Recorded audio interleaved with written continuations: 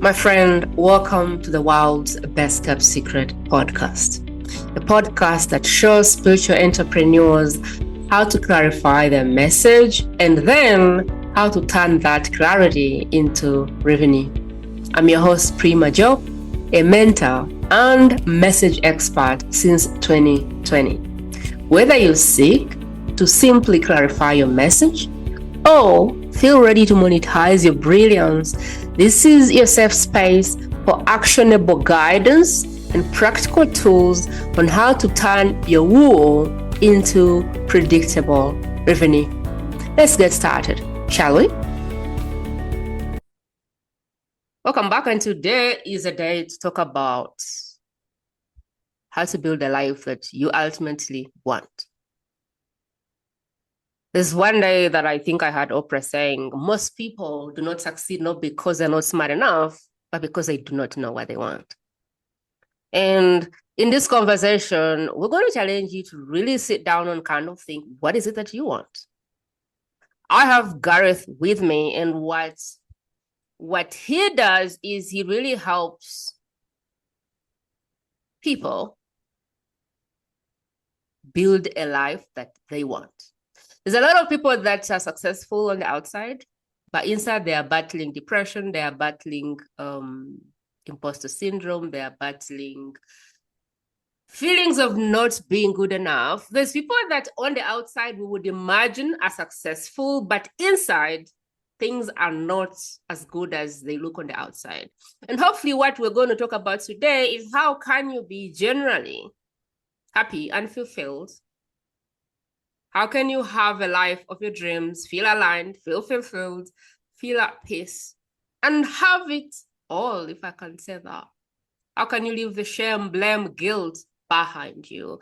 How can you become who you are authentically with your success? How can you live a life where you're not like trying to make up appearances, where you're not on a show, where you're not acting like the peace that comes from that place where there's nothing to hide because all of you is accepted and loved and appreciated, and you are just that.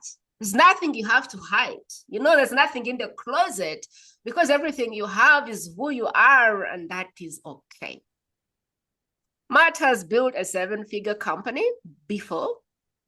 He's someone that is very insightful when it comes to business strategy. But the thing about Matt is he also cares for the human being. And he knows that there's no business without the human behind the wheel. But if the human behind the wheel is battling with anxiety, depression, shame, blame, and all of that, the business can only go so far. And for most of the CEOs or the executives or the business entrepreneur, the bottleneck is the individual. And today we're really going to talk about how can we take care of the individual so that pushes back in the business. I am super excited to be chatting with my friend Matt, who I met in a mastermind, and I thought that what he really brings to the world is brilliant. And I want to bring him on, interview him through how he does what he does so we can ultimately see exactly how to really step into alignment and the fullness of who we are as business owners without sacrificing anything. Matt, you're welcome to the podcast. It's such an honor to have you. Thank you. That was probably the kindest and most generous introduction I've ever had. Thank you so much, and I'm happy to be here. For sure. I also felt like I went to the mountain and back and back. So in short, or in summary, what is it that you do? If I had to be precise, what would I have said? I help people build lives that they are in love with. I help entrepreneurs in particularly build their life and business so it offers them emotional and financial abundance and emotional and financial abundance and a life of freedom, which I believe is what we're all really hoping for, all really searching for is freedom. Before you started this, what you're doing now, you actually did 7 figures. Why the pivot? Yeah, so 8 years ago, I started a consulting business. It was a sales consulting business. I still offer similar services right now, but I focused heavily on the consumer product industry, and I help dozens of businesses scale to seven, eight, and even nine digits. And in the process, I made myself over $1 million a year from my services. And I don't say that to brag. I say that because I had an incredible journey along the way, an incredible growth journey, healing journey that enabled that to be possible. I come from a very blue collar family and never in a million years would have thought that this would be possible for me. And it's not just the money. I mean, through this journey, I've learned what it I learned what it is that I really want, and I've learned how to build an authentic life, and I help my clients do the same. What is an authentic life? An authentic life is the life that feels good for us, simply put. It's a life that we're meant to be living. It's the life like when we're living an authentic life, we have struggles, there's things that happen, but those struggles feel challenging and exciting to overcome rather than painful. And when we're living on authentic life, we we're we're doing things that we believe in, things that we Mm. care about, and the struggles become recognizable as growth opportunities, and they're exciting, and they're not torturous. Mm. And so many of us are living lives that feel torturous too often. They're not authentic. So a lot of people, especially on the internet, where everything seems to be going, everyone looks successful and happy. And sometimes you sit in the corner and wonder, am I the only person who's not crashing it? Am I the only person who's not having my marriage shooting in the moon? Am I the only person who's not making, the best sales in the month? Sometimes there's a very blurred line between real success and fake success. What needs to be happening in my life today to know that this conversation is going to be very important, because some people don't know that there is another option.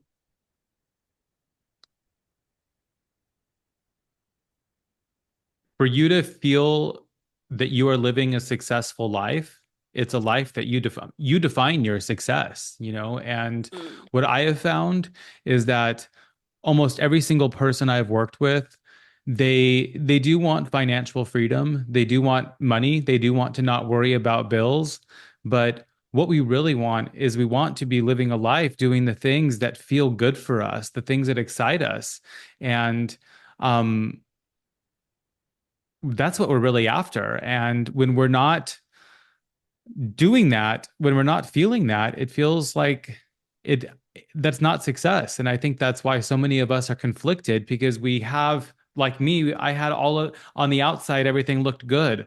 I was doing all the things I was supposed to do. And on the inside, I still felt empty inside. And it was because I wasn't living the life of success that I wanted for myself. And I think our definitions of success change from time to time. When we're younger, we do need to build a foundation. We do need to try things. But once we get older, we start to realize what feels good for us. And those definitions change. Our lives are always changing. Mm. You said when you before you came to this, or when you were building your first business, you felt successful on the outside, but on the inside, you felt different. Would you like to take us there and give us the full story of what happened for you? Sure. I didn't, this was my big growth journey here. And so I started my business. And what happened was the pressure and the stress from it really Mm. started to eat away at me. I was feeling worried all the time. I started to feel very sad. And I went to the doctor and found out that I had high blood pressure. That was something new. I went to the doctor regularly, and this stress and pressure that I was under was causing my body to have high blood pressure. I was constantly in pain. I couldn't sleep. It was just crazy. And then I started having panic attacks and ended up in the hospital 2 times thinking I was dying of a heart attack. And what was happening was I wasn't able to set boundaries in my life, especially at work. And I wasn't able to, my new clients that I was bringing on board, I was providing excellent services for them, and I wasn't able to value myself appropriately. I didn't know how to value myself appropriately. And as I started working with doctors and therapists and healers and coaches, I learned finally, I went to a neurologist and he said, Matt, what you're suffering from is anxiety. And it was liberating that it was clear there wasn't some deeply serious medical problem, but the anxiety was not going anywhere unless I was willing to deal with it. And I worked with my coaches and therapists and found that underneath all of it was undiagnosed, unprocessed childhood trauma. I'd been telling myself my whole life that my childhood was fine, that I was suppressing the reality that it was very painful and it left a lot of scars on me, and my confidence and my ability to advocate for myself were severely stifled. And going on the journey to heal myself was has been my life's greatest accomplishment. So are you saying you had the success, you were able to go in the business world, make tons of money, but when you went back home, you were unhappy? Or are you saying, how did that affect your ability to build a business or be successful? I was driven by scarcity and by fear. And I think when we're driven by scarcity and fear, those are two of the best, maybe not best, two of the most productive drivers. So that was how I built my business. I was terrified that I was going to become unable to earn money, that I was going to need to give myself a rest one day. So it was so counterintuitive and so unwise, but I was pushing myself harder and harder because I knew that one day I was going to crack and I wanted to have enough money. So when I did crack, that I would have the means to take care of myself. But I was completely driven by scarcity and fear. And I'm a smart person. I've been in business. I've been working in sales and revenue generation for entrepreneurs for the past 2 decades. So I knew a lot, but I pushed myself. I pushed myself beyond my limitations, and that's not something I recommend for people. There are times and seasons where we need to push ourselves harder than others, but it's not a long-term strategy, and it was killing me. You make a very good point. I was in a mastermind and the guy said, I want to work with people who have a hole so deep that they will do anything and everything to crash it. And I was like, is that a good thing? I was like, I want guys who doesn't matter how much money they make, they cannot be satisfied. That's what I want in this program. And I was like, huh? Why would you want people like that? So give me a good, like, paint a picture for me. What's the difference between building to fulfill a purpose like you're doing now and being fueled by success or being fueled by fear to create success when you have no idea what's building? What's the difference between the drive either way? What was for you? Yeah, so I think that you're mentioning something really important. I think those people exist, and as I've navigated through my life for the past 41 years, there are people out there. I mean, those are the people who are making billions of dollars that are changing the world in a lot of different ways. I think that there has to be a certain, like, that's a drive that they have. Some of it comes from a good place. Some people really love to work that hard. I think some people are driven by scarcity and by fear the way I was. I think a lot of people want to they're overcompensating perhaps, and I mean that's what I've learned about myself was that I thought I wanted all of the external success and I kept pushing and pushing and pushing. And then the more that the more that I got to know myself, the more that I got in touch with my true emotions and learned who I really was, that's when I learned that actually wasn't what I'm after. And then if you think about it, we all want different things. Some of us want to have a big family. Some of us don't want children. Some of us want to get married. Some of us don't. Some of us want to be artists. Some of us want to be really high performing business executives. And it all comes down to just learning what we want for ourselves. And my story being that I came from this childhood trauma, I wasn't able to ask myself what I wanted.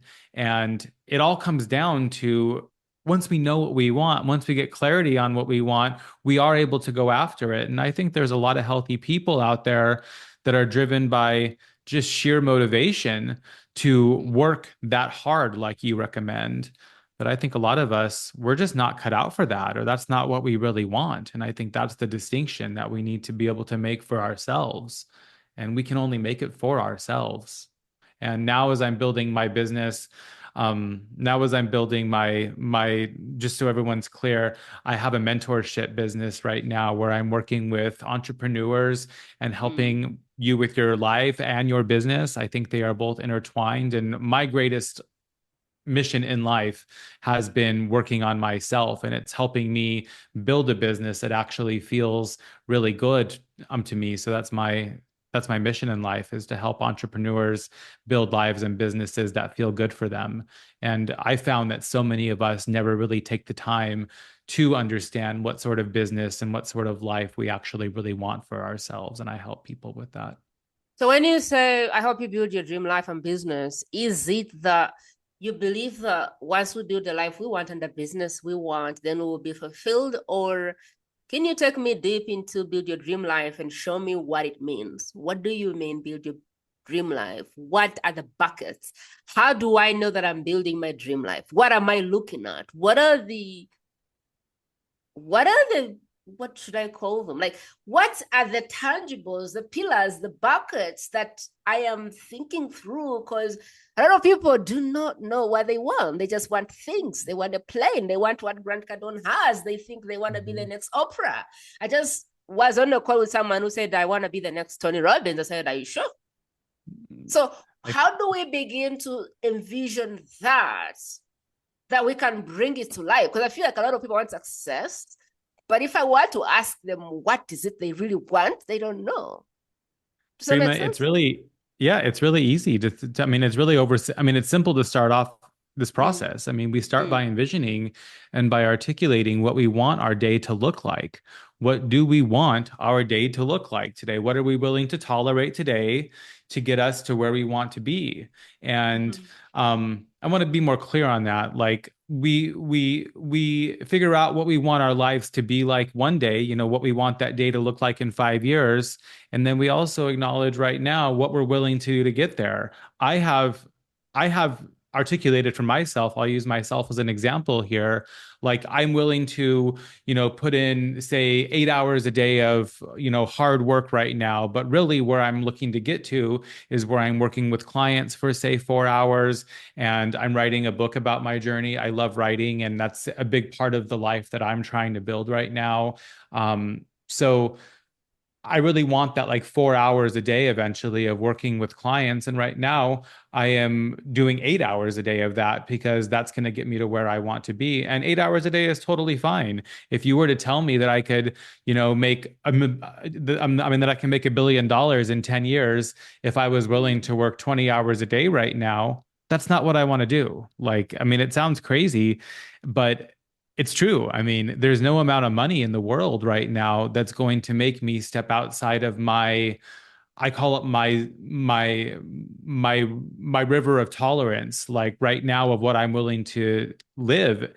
And it all starts with just articulating what we want our lives to look like, and then we can work backwards and start to re-engineer that. And I find 100% of the times none of us are shooting for things that are impossible for us. Like you're only able to articulate what you want because it's possible for you. If you wanted to, I'm just making this up, but if you wanted to be a doctor, you have to acknowledge that that's going to take you several years of education to do it. You can't have one without doing the other. And what I find, it's just so many of us, almost all of us, we haven't clearly articulated what we really want for our lives. And it's a hard process. I mean, I work with clients. Sometimes it takes weeks and even months to really like get clear on what we're shooting for. And that's going to continue to evolve over time. And you asked a question at the beginning of that last statement you made, and how do we know we're on the right track? And it's when we're in touch with our emotions and we feel that this track like it's true what they say, like it shouldn't feel like work. I mean, we always use the example of like, doing your bookkeeping or something. Yes, Mhm. doing your 3 hours of bookkeeping a month or whatever it might be, those things don't feel bad. They don't feel hard when the rest of your life is in line and it's all for a vision. It's all in the same mission. But what we do feel is we feel like we are being tortured when we are on a completely different track that is veering us away from what we really authentically want for ourselves. So if I don't really know what I want, what kind of questions do I need to ask to get clear? Because I never really did this process, but I kind of had something like, okay, in business, I want this. In my health, I want this. In my family, I want this. In my love life, I want this. In my spiritual life, I want this. In the material that I want to create, my legacy, when I'm dead, this is what I want people to know about me. And so this is how I want to bring it to life. I am just wondering, how should someone begin to think if they've just been on autopilot and they just were born, they went to school, they got degrees and degrees, they're now probably a CEO of a company and they have never sat down to say, what do I want? Like they're living a life which has been put in their hands by I do not know who. Where Mhm. should we begin to think? Because I feel like what you're saying now, first of all, you said feelings. I can assure you there's a lot of men in this podcast that are like, feelings. So what is he talking about? You said when we're in touch with our emotions, and I was like, okay, you lost us. Like some people have no idea what their emotion is. If you were talking to someone that is a vice president, VP somewhere, and all they know is they've just gone up the ladder, gone up the ladder, gone up, they've never stopped to say, what do I want? They just want the Mhm. next promotion and the next promotion and the next promotion. But now maybe they're beginning to go, why do I still feel like crap? Where Absolutely. should we begin?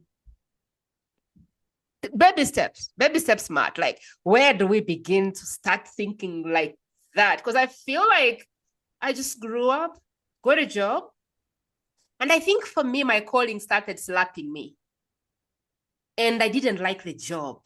Something Mhm. internally said you don't belong here. So I put my leg in entrepreneurship.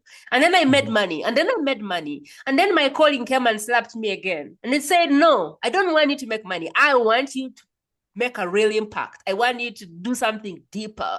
It's like for me, Mhm. something internally slaps me every time I am not on the right path. And this podcast, I think, is the first thing that I've built that I feel like if I died tomorrow, I'll be happy for people to discover the work that I've done. But I do not see how many people are doing that naturally. I feel like there's people who are just going and going. I'm like, hey, where are you going? Slow down. So how do people slow down if they don't have this internal fire that like which gets to me or you like, or are they not meant to do this? Walk me through that. I don't understand that piece. Sure. You asked a few questions in there. I'll Mm. try to hit them all. But in terms of how to start understanding what it is that makes us Mm. fulfilled, what we really want for our lives, I'm a huge proponent of journaling. And it really shocks me how many people ask me, how do I journal? Does it have to be on paper? Does it have to be on the computer? You can journal however you want, and I think this is all about getting, you talked about emotions, but getting in touch with our emotions. Our emotions are inside us. They are guiding us.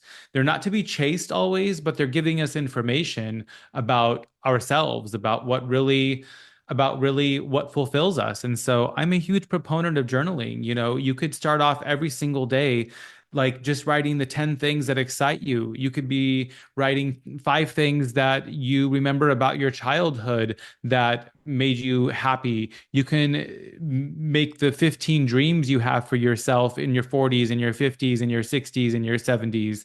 These are all just meant to get the thoughts out of you. And I think that what you're describing right now is that we're never taking the time to even do that. And it can start with 5 minutes a day One of the best books that I've ever read, and I just was thinking about it this morning. It's called The Artist's Way, and it's by an author named Julia Cameron. This is a very, very popular book, and she calls it Morning Pages. And I've heard hundreds of other thought leaders and other coaches and mentors talk about this over the years, where this morning pages thing, it's just a way of saying journaling.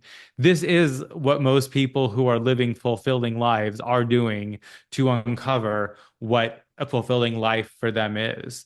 We are getting our thoughts out of our head. We're becoming acquainted with them. Um, as somebody that used to suffer from anxiety the way that I did, what I've come to realize in a very simplistic way of stating what anxiety is, it's really our inner needs not being matched with our external circumstances.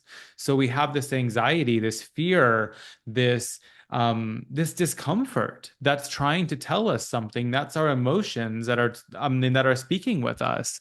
And by doing journaling or morning pages, it's the most accessible way to get the thoughts out of us. And there's tons of different ways you could do this. If you were afraid, like I was afraid of somebody finding my journal many, many years ago, if you wanted to just tear your pages up after you read them, you are still making progress in getting to know who you are better. This is all about getting to know who you are. Where now my journaling process is in each Sunday, I go back and look through the prior week. I make some notes there. Every month I kind of paw back through the journal and see what I've written. And I'm noticing patterns. I'm noticing fears. I'm noticing on Mondays what comes up versus what comes up on Friday after I've done some fulfilling work. It's all a journey of getting to know ourselves. And I mentioned journaling first just because it's the most accessible. It's free. You can do it whenever, wherever. There's no limitations. But talking to a therapist, a coach, or friends, family. But I am just, the way that I say this is just to divulge your dreams. Any way that you can start getting your dreams and aspirations out of you is really the first step, and trying things like seeing what works and what doesn't. You start a podcast, you don't like it. Well, that's great. You got some information there. Maybe you do better with writing, or maybe you don't want to have that sort of a commitment. I'm not sure, but it's about trying new things after we start divulging these dreams and seeing what feeds us and what doesn't. But it's a journey, it's a practice like everything in life. And when we start to become awakened, when we start to become in touch with ourselves, we accept that life is a journey and that these mishaps, they all are part of the journey. And we start to become less afraid of times that are maybe less successful, less productive, and we embrace those. It's all a learning experience. So I think I hit all of the questions that you had asked right there, but it's just a process of getting to know ourselves. And that's why I exist. That's why coaches and therapists exist, because a lot of times we need help on this journey. I've needed a lot of help myself, and I'm, it's a journey. So if I know that I'm not fulfilled, maybe I'm anxious, maybe I'm depressed, maybe I have fear, maybe I have shame, maybe I have guilt, any of those. I just know that I'm not fulfilled in my life, but I do not know why. Is there any way to look back and say it's this and not that? Is there a way I can go back and kind of check boxes?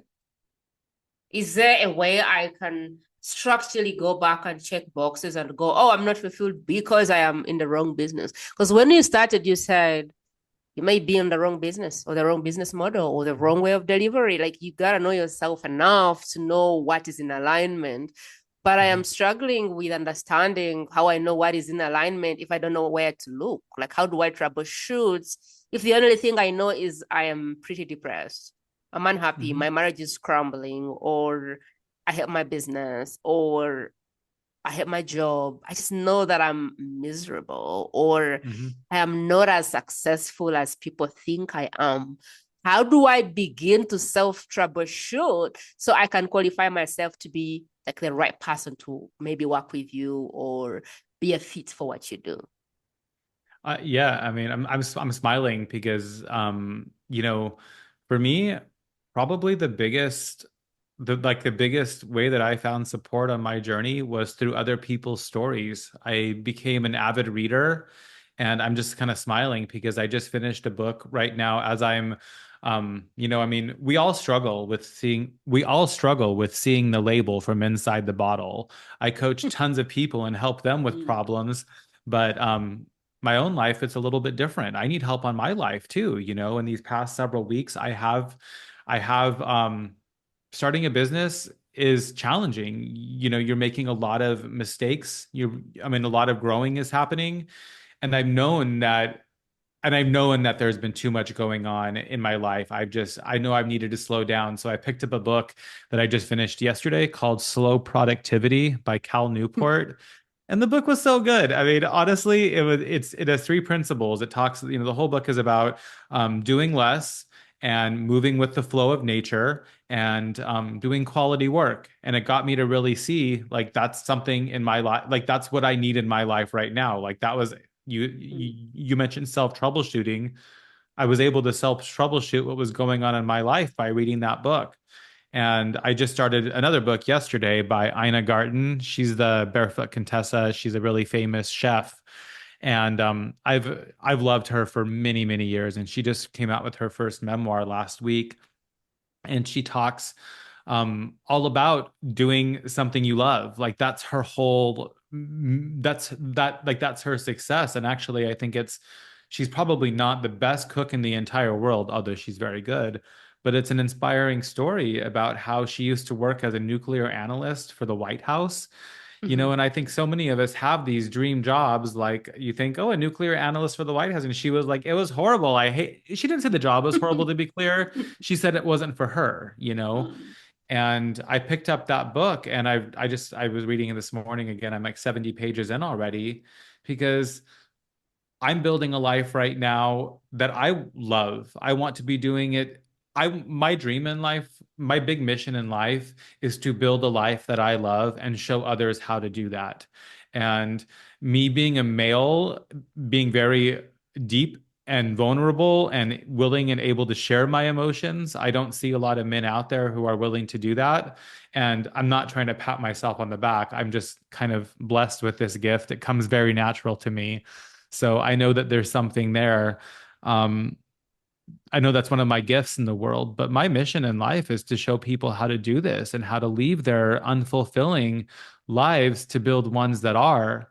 And my like three of the biggest things I've learned on this journey are to embrace these imperfections. I was so hard on myself. I couldn't even see it. And just for context, I'm 41. My healing journey started at 33. It wasn't until like 2 years ago, so 6 years into my healing journey, that I was finally able to ease up on myself and to start offering myself a notable amount of grace on this journey. So I really help people with that. I mean, it's a huge lesson to learn. And then also forgiveness, forgiving ourselves, forgiving others for their imperfections. And it sounds funny, but like when I finally made the money that I wanted to make, and to do that, I mean, I started doing that working 15 to 20 hours a week. I learned how to delegate. I learned how to get team members to support me and do their jobs. And I had so much shame for the success and the I guess like a survivor's guilt. So I teach my clients how to live in this life of abundance once you create it. But it's all a journey. I don't think it ever stops. I mean, when we're like like we're meant to change professions every 7 years, I think is what they say. Like it's not to say that you won't have your podcast for your whole life, but I'd be surprised if you're still talking about the exact same topics in 7 years. We're all evolving. And um but this all happens for me by other people's stories. Like these books, they're so underrated. I'm in America, they're $30 or so for a hardback book. And you get this book that's filled with millions of dollars of people's mistakes and learning lessons. And we have the privilege of learning from them. So, and there's podcasts and audiobooks and TV shows. There's a lot of ways that we can learn from other people's stories. I think the thing that have changed my life the most, I've been in masterminds and all, but I think books are really no one gives credit to books that they deserve. I feel like there's a lot in a good book that can be worth tens and thousands of dollars, and people never take books seriously. So I like that you said that, because most of the problems we're trying to solve right now, somebody has already downloaded their mistakes and everything in that book, and it's there. There So are no new problems, they say. yeah, there are no new problems. There's no Ma, new what problem. is it that we've left out that makes this conversation incomplete? You have the power to change your life. You have the power to relinquish the harmful narratives about yourself. Mm. I'm just a normal person, I mean, I don't know, like, I mean, I came from so little and I never expected this of myself. And by being brave and just asking for help, I know it sounds weird to ask for help, but it means like going into your boss's office who you trust and admitting that there's something that you might not know that you'd like to learn. It means talking to a friend, a loved one, and saying, I'm scared. It means going to somebody, that you meet on the street that looks like they're suffering and offering them help. I mean, I've been really interested right now as I'm navigating through the changes that I am in my life, how many people, how many friends I have not really shown up to like support me, and I'm saying this with compassion. I think so many of us are afraid because we don't know what to say. Like we don't know how to help somebody else, but that's just it. We learn how to go up to somebody, and if we don't know how to say anything, we give them a hug and just say we love them or we care about them, and we're willing to have a conversation with them. But my life has changed. Like the biggest my the secret to my success in life, and this isn't just monetary success, it's been vulnerability, and it's been my willingness to go to introspect inside myself and become vulnerable and learn who I am, like I said, through reading, through journaling these morning pages, and even through conversations with you, Prima. I mean, you and I have gotten to know each other and getting feedback and just interacting with people.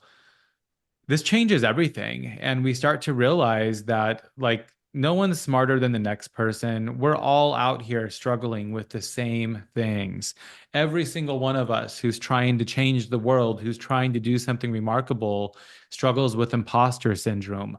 Imposter syndrome it happens when you are doing something new. If you never have that imposter syndrome, then you're not stretching. And that's fine too for some people. Some people don't want to stretch all the time and they're happy living their lives. And I think that's a big thing. I mean, that's why some of us are, like going back to your example about these people that are, super, super financially successful, building massive companies. They need people on their teams that aren't looking to do the same thing, that just want to support them. But everything in my life has changed from just getting to know myself and learning who I am. And I want to just make it clear, I could not have done it alone. Enact this happened from engaging with others and getting help. So thank you. I love the 4 things that you gave us, the 5 things, and I know we're winding up, but I love the fact that you brought this up. Like, have grace. Give yourself grace. Like, be compassionate with yourself. Give yourself grace. Forgive. My dad used to say, not forgiving someone is like drinking poison and hoping they die. Yeah. So, like, forgive and allow yourself to enjoy what you've worked for without the shame, without the guilt. Yeah. Like, enjoy. And then I picked up something else called curiosity. Like, just be curious. You never know who is going to make your life, your message better. So just be curious. And finally, what I pick up is always be a student of life. There's always something to learn. There's a book to read. You can always get better. Don't get to a point where you think you've reached the top of the mountain, because there's nothing like that until you die. On this podcast, we have a triad going, and that is you come with a message, I translate the message, and the receiver, person who's listening, is a vessel who carries the message. But for them to carry the message, They need to know who to give it to. The person we seem to be talking to is successful on the outside. They look like they have it together, but internally they may be bleeding. And we don't know how to identify them. And so I feel like the messenger's problem, or this vessel here has a problem today to identify who we're after, because it's like they have a mask on and we don't know how they look like, because all we know is Superman, but inside Superman seems to be like a boy who is struggling. And so if we were to share this message with one person, who should we look for? Who would be the best person to receive this message? The person who's called for more, they know inside that that there's more for them, that they're not happy. Like, I grew up always thinking that something was wrong with me because I wasn't happy. I just wasn't fulfilled. I mean, flat out just wasn't fulfilled. And I didn't know what fulfillment looked like. But I don't think most of us know what fulfillment looks like until we start the journey. And if you have a calling for more in your life, and it's not necessarily more money, it might be money's fine. It might be a bigger family. It might be having children. It might be making an impact on the world. It might be helping with global warming. Any of these things, these are beautiful callings. And if you're waking up in the morning with a calling, with you have a desire to grow, I'm a testament to it being possible. And I help people grow to be their most to be the best version of themselves, help their companies become the best version of themselves as well. So the deal I have with the listener is that they will share this message with one person. So how do we know that someone is called for more? How do we know that they desire more? Because most of them have walls up and they have masks up and we see them as Superman. So who should we send this episode to? Because we would love to share, to support this podcast, but we are thinking, I don't know. Who should I send this to? Would you be able to kind of, on outside eye, notice that, oh, that guy needs help? I love that question, and it's making me smile. It's the person, I want to say it's the person that's probably a little quieter, who is working very hard. You see them like they're excellence driven, and they're like they're a little quiet. Like, you can see that there's something, you can see that they're curious. They ask good questions. It's the person but it's the person who's delivering excellence right now. That's what I would say. Excellence. Okay. I want to give another guess. What if it was like, I've seen people who were excellent in their job, but they were getting divorced, East West Center. I've seen people who had money, but they couldn't keep a woman. I've seen people who had the beautiful marriage, but they couldn't figure out the money. I have seen people who had all the money and everything, but they just had bad health. Is that one way to tell? Like, if somebody is overly successful over here, but like they just get divorced and divorced and divorced, is that a sign? Because we want to be externally able to see a disconnect for us to go, I think my friend over there. I think it's not the person necessarily that's having problems in their life. I think it's the person who wants to fix the problems in their life. And I don't have a solution necessarily to the person that doesn't want to fix their life. I think this is what we have marketing for. There's a lot of information, and they have to get curious sort of on their own. I think as friends and family members, we can, gently nudge people, but people don't change until they're ready to change. That's like, there's no changing somebody that doesn't want to. So to give an answer to your question, I mean, it's the person that's showing signs that they want to improve their life, they want to make an impact, or they want to grow into a bigger version of themselves. But a lot of times people have problems. They have 10 divorces in their life, and they have no desire to change. Who do you know that has expressed a desire to change their life? Who do you know that has been going to seminar after seminar after seminar? Who do you know that is curious and maybe has taken up, I don't know, I think it's the person that has started moving maybe from buying cars to buying books. Who do you know, or who do you sense that, like, my family know I am the person who's always learning and growing. So if they see anything strange, they go, Prima, is that something for you? And I'm like, no, you guys. But they know me as someone who's like a sponge. I'm always learning and learning. So the other thing I can say is, really, if you feel called to share this with anyone, just share it. Because we may not really know where someone is. We may not know what they are battling with. We don't know. But sometimes as an intuitive listener, you pick a nudge to send this to someone else. And so if you're feeling that nudge, just share it. Well, that's never what we know. do. I mean, Yeah. like that's why I say we get to know people. We support people. We let other people in, and we're going to get more acquainted with people's vulnerabilities and their inadequacies, things that they want to change about themselves. Yeah. One of the questions I've learned to ask is when I meet people, I say, what is it you desire? Like if I was to connect you with anyone or help with anything, what would it be? And you'd be surprised what people ask for. And I've like come and just gotten an interview and said, hey, watch this. And it's always been like a blessing for them. So learn to ask the question like, how can I support you? How can I be of help? Is there anything you desire? I think that can be a way to tell if someone will be open for something like this. As you speak to people, just ask them, how can I be supportive? How can I support you? What is it that you're looking for that I probably can connect you with someone and see what happens? Anyhow, thank you so much for being with us today, for hanging out with Matt and I. It's been such a great conversation. Matt, do you have anything you want to end with as we go? Thank you for having me. I really am grateful to have met you and to speak to your audience. And I hope that my story inspires somebody. And if anybody is curious at all, you can reach out and schedule a free phone call with me. And I would like to help you with any of your questions about growing and reaching your fullest potential as well. I love working with entrepreneurs and people who are changing the world and wanting to change themselves. What kind of containers do you have in the back? Is it like one-on-one coaching? Is it group? Is it masterminds?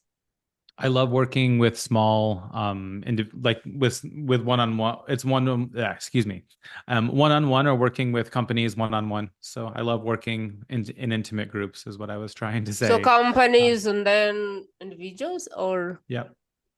Like entrepreneurs and their companies mainly. Okay, so cross proximity, shoulder to shoulder, hand-holding, custom type of thing. I offer a very white glove service, and so it's not something right now that I'm scaling to a big offering. I love working intimately, so I've reflected my packages as such. That may change from time to time, but whatever it is, the Matt will be evolving in and offering. I'm sure we can always update the show notes. So if you want to know, like, where is he at? I'm seeing this 6 months later, 2 years later. Just check in the show notes. Somehow we'll be able to update whatever services he has going. Best case scenario, his website.com. Just go there and you should be able to see the different ways that you can plug into what he does. But most importantly, he's been generous to offer a free call. And so if you're feeling led, called, lean in and take that and have a chat around how he can support you create the life of your dreams. Sending you all of my love and light. Thank you for today. And Matt, we want to celebrate you for stepping up, owning who you are, all of it. The struggles that had to happen for you to come out and say, this is who I am, this is all of my vulnerabilities. And doing that as a man, I think we really want to celebrate that because not so many men are open to the emotion, not so many men are open to that darkness inside. Like not so many men are willing to see that, to look there and say, this is who I am and, this is all of it. And I'm going to use it to inspire somebody else. So I really want to celebrate you for that. It's a big deal for us at this podcast. So thank you. Thank you for having me. All right, guys. I'll see you next time. Have a great one. Thank you for joining this conversation on the world's best kept secret podcast today. If you feel ready to stop keeping your work a secret, head over to primajope.com and request a free conversation. Until next time, please remember that there's no prize in keeping your work a secret.